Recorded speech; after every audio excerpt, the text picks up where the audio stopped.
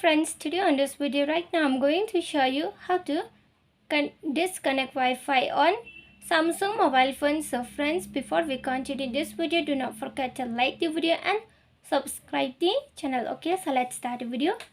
At first you have to move on setting, then from here you can scroll down.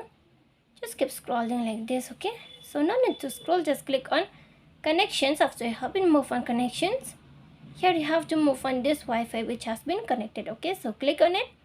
After you have been click on it, here just click this your Wi-Fi connected option. Here you are going to find the connected option, not that Wi-Fi. Click on it.